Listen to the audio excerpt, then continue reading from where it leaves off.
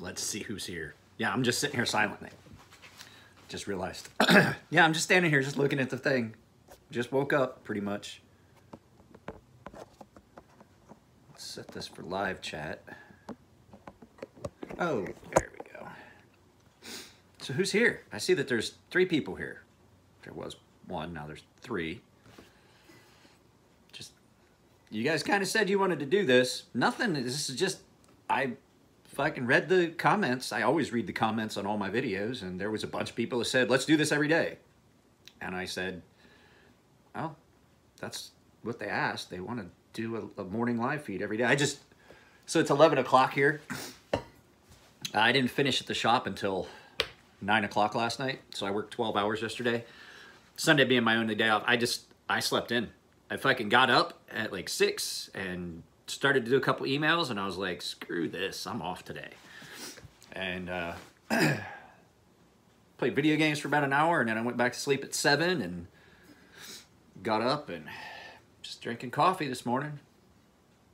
But like I said, there was a few of you that wanted to, guys, I can't tell you how happy I am. I mean, I'm not going to keep it. I have a tack butcher. I've always wanted one of these. I mean, I'm going to sell it because it's awkward to carry. I carried it a couple times already this week, but I am going to sharpen it. I'm going to keep it for a while. I don't have any beer here at the house. Oh, I don't know yet. I haven't decided. I sold the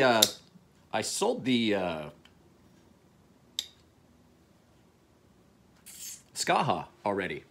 It already somebody already jumped on that one. That purple, the purple micarta Skaha. It's fucking gone. And you know what? I'd never gotten to see a purple one in person.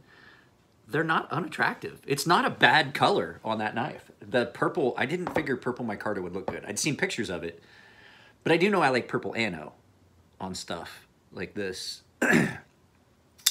This is definitely gonna get taken apart, refinished. There's a lot of stuff I could do with this, with the right color scheme.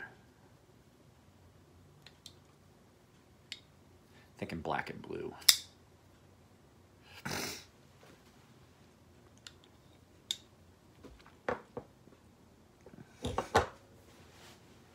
Welcome. Like I said, 99% of issues with knives is going to be a couple things that can do it. I was messing with a knife yesterday. I'll use this one for an example here. And when it would open, you would have lock play, like click, click, click, click, click, click, click, click, click, up against the lock bar. And I was like, oh, crap. And the guy had said he wanted to lighten the lock bar tension. And I was like, so I lightened the lock bar tension when I took it apart to refinish it. And then I was like, you know what?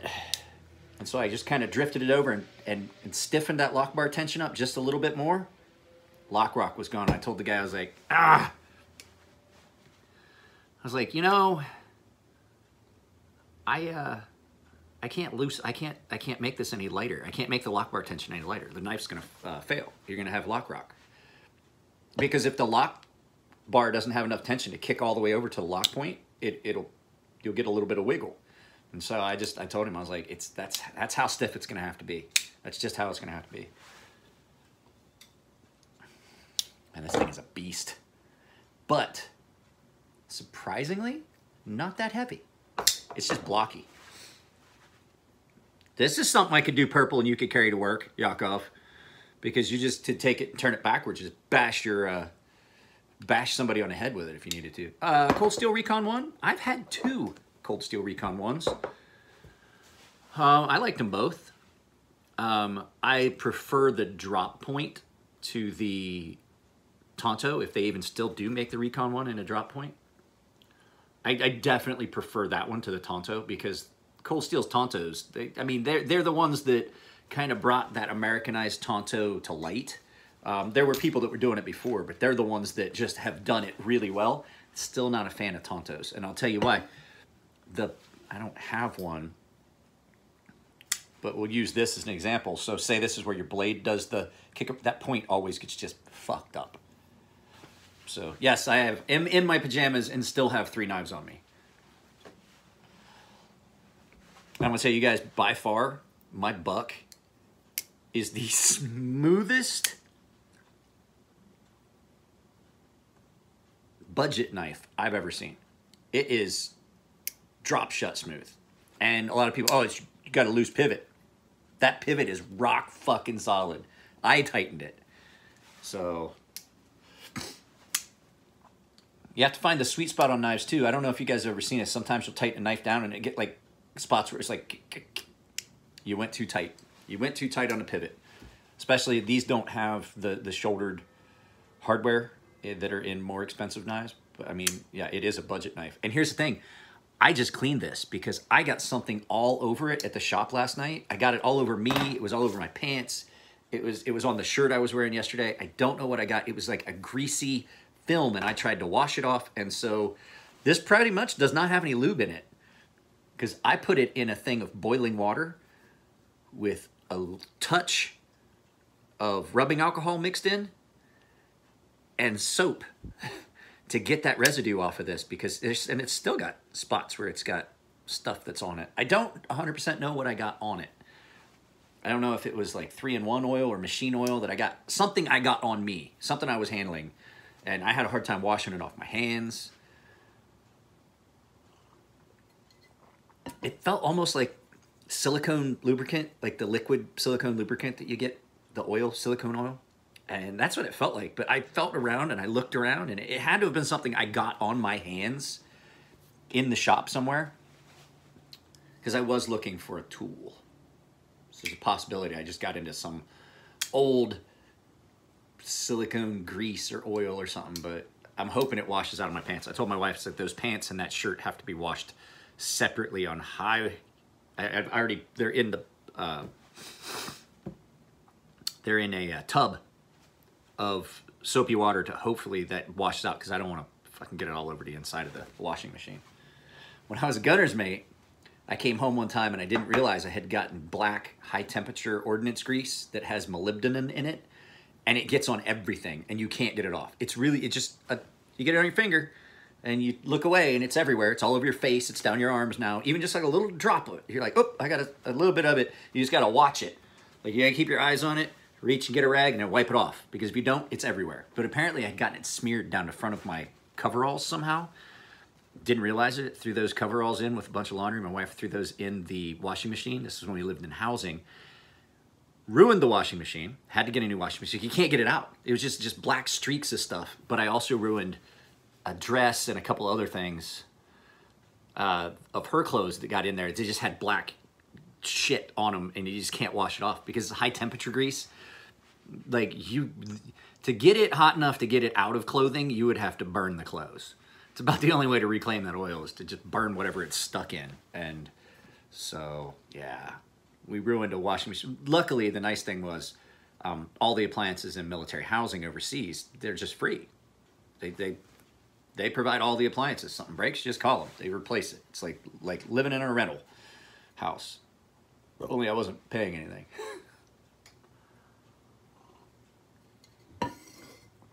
But yeah, I mean, this is one of those ones I've always wanted to have one. And so now I have one, I can kind of do the things I would want with it.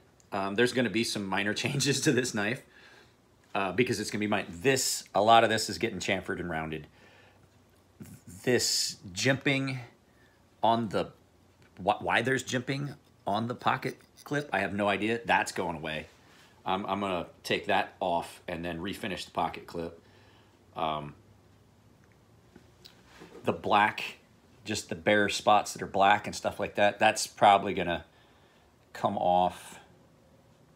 And then I think this blade needs a good hard tumble and ceramic because that's not, I don't know what coating you used on this. It feels like ceramic, but it doesn't, I don't know, it could be that nano ceramic like we used, but it's really, really polished.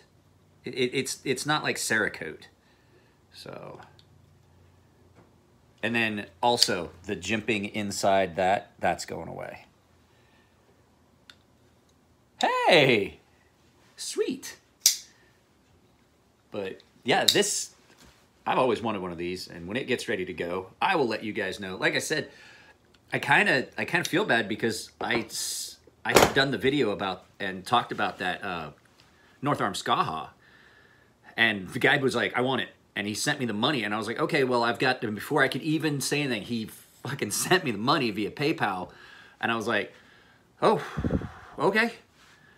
Yeah, we can do that. But I told him, I was like, it's just going to be a little bit because I've got a video I was going to try and shoot today, but I don't think so. I think Isabel wants to do some stuff. I have not seen her. I saw my daughter for the first time this morning in 2 days. I've been working. Well, that's not necessarily true. I took her to, no, I didn't take her to school on Friday. She went skating on Friday. So I have not seen my daughter since Thursday afternoon until this morning. So Thursday Friday she went to ice skating at like 5 o'clock in the morning. They went skating at 3:30 yesterday morning, and I was gone by the time they got back. So yeah, I haven't seen my daughter since Thursday. So I'm not doing anything work related, except for this. They went to, she has off ice practice. Ferox video. I did a video about a Ferox. I mean, I've got 2 of them at the house here. I got Charles Anderson's. I refinished Charles Anderson's Ferox yesterday. I don't know if you guys saw that on Instagram. It came out good. I had enough time. Oh, I was messing with that. I was messing with that Wing Falcon, and I could not get the pocket clip to do what the fuck I wanted it to. I worked on that knife total 20 hours. Lionel, you gonna keep sending me stuff in French? Make me have to think real hard? I didn't like that. That made me, that's more thinking than I've done in a long time. For those of you who don't know, I took 2 years of French in high school, and my brain being what it is, remembered enough of it, I was able to translate something that Lionel was asking about when I was, am I going to do a talk about the 228 versus the Ultramar, which I shot that video, and I'm not happy with it. It came out, when I looked at it, I previewed it before I put it up on Instagram, and it never rendered in HD. It's really, really pixelated. So I tried reloading the original video, and I think there's something wrong in the source video from where I did editing that screwed it up. So I think, I'm gonna try a couple more things. I think I'm gonna have to reshoot that whole video. I might do it today, I don't know. It depends on how long they're gonna be gone. I could grab my tripod and do it here in a few minutes, but it's 11:30, they're gonna be home soon.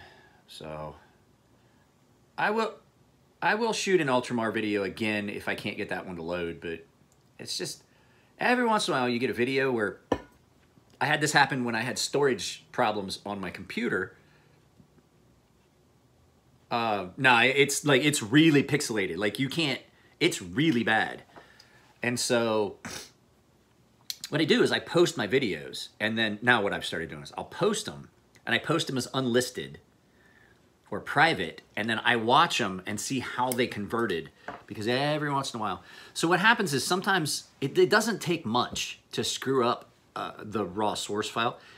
If there's one frame that's corrupted, it screws the entire video up when you try to upload it to YouTube.